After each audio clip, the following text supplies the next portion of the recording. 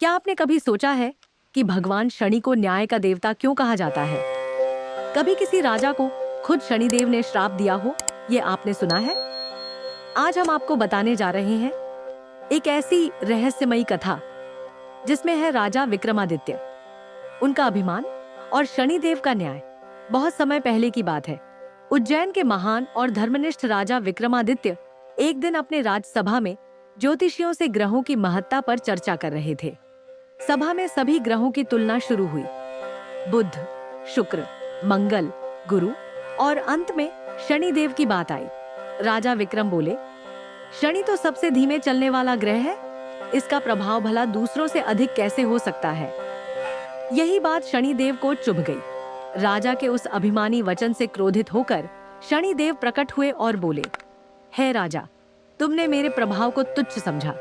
अब तुम मेरी 7.5 के प्रभाव को स्वयं अनुभव करोगे। राजा ने क्षमा मांगी, पर अब समय बीत चुका था। शनिदेव ने कहा, 7 वर्ष, 7 महीने और 7 दिन तक तुम मेरे प्रभाव में रहोगे। और फिर राजा का दुर्भाग्य शुरू हुआ। एक दिन वे अपने राज्य से भ्रमण पर निकले और एक दूरस्थ नगर में पहुंचे।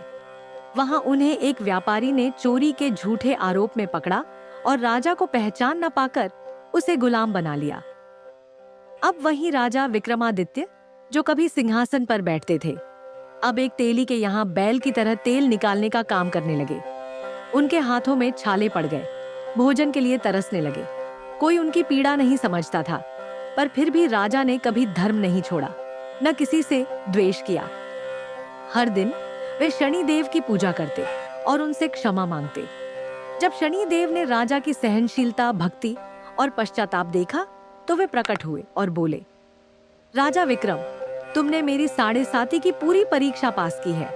अब समय आ गया है कि तुम्हें पुनः सम्मान और राज्य प्राप्त हो। और चमत्कार हुआ। राजा का रूप पहले जैसा तेजस्वी हो गया, पहचान लौट आई और पूरे नगर ने उनका स्वागत किया। राजा ने शनिदेव का भव्य मंदिर बनवाया और सभी को यह सीख दी, शनिदेव दंड देते हैं पर न्याय के लिए, और जो उन्हें सच्चे मन से पूजता है उसे वे कभी दुखी नहीं रखते। इसलिए कहा गया है, शनिदेव क्रूर नहीं है, वे कर्मों के फल के देवता हैं। अगर आपके कर्म सच्चे हैं तो शनिदेव भी सदा आपकी रक्षा करते हैं। क्या आपने कभी शनि की 7.5 या ढैया का अनुभव किया है? नीचे कमेंट करके अपनी कथा जरूर साझा करें और ऐसी ही दिव्य कथाओं के लिए चैनल को जरूर सब्सक्राइब करें। धन्यवाद।